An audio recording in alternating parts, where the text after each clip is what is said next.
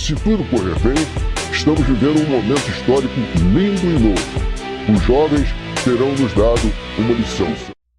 On the situation in Brazil. So I want to talk about this more tomorrow because obviously we're running out of time. But the situation in Brazil is that there's a politician who is quote-unquote far right, which is to say he's a populist. His name is Jair, I think it's Jair. I'm not sure how you pronounce it. Is it Jair? Jair? Okay, so Senya knows. Bolsonaro. He won Brazil's presidential election on Sunday. The reason that he won the election is because the communists have been running Brazil for the past 10, 15 years, and they are deeply corrupt. They kept getting thrown out of office over corruption. Brazil's economy has stagnated, and so Bolsonaro came in saying, I'm going to deregulate the economy, I'm going to fight crime, and they elected him over this. And people are panicking, oh, it's the end of democracy in Brazil. Okay, we'll find out, but it seems like democracy in Brazil had some real problems with the communists in the very recent past. And not only that, if Brazil did not rapidly shift course on economics and on crime, the hope for the future in Brazil was not bright. It's so funny how folks on the left seem to ignore the fact that it was the left's malfeasance, corruption, and inability to run a country that led to Bolsonaro's win. Okay, Bolsonaro said, we cannot continue flirting with communism. We're going to change the destiny of Brazil. He rejected the leftist PT that ran Brazil for 13 of the last 15 years. They were ousted 2 years ago in the midst of a deep recession and political graft scandal.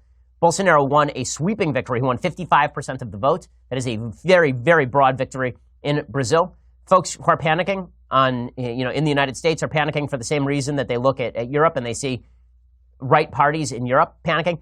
Bolsonaro's view of economics is much more akin to a free market system of economics than anything the left was proposing, and that is one of the driving factors here.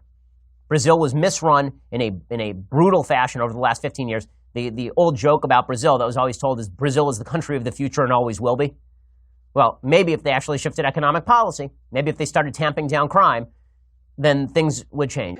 I ask you to be witnesses of the fact that the new government will guarantee the construction of democracy and liberty. It's a promise. It's not the promise of a party. It's an oath, a sacred oath. Freedom will liberate this country.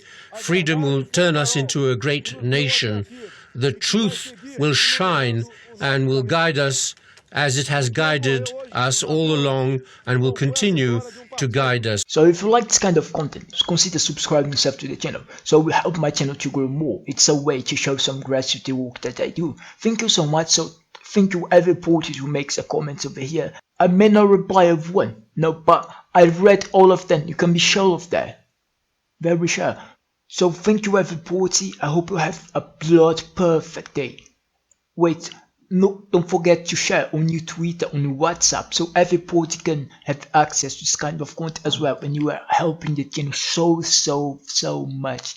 Thank you, every reporter. Love you all. Bye. À primeira vista, esse movimento parecia uma pequena provocação inútil, que muitos criticaram erradamente.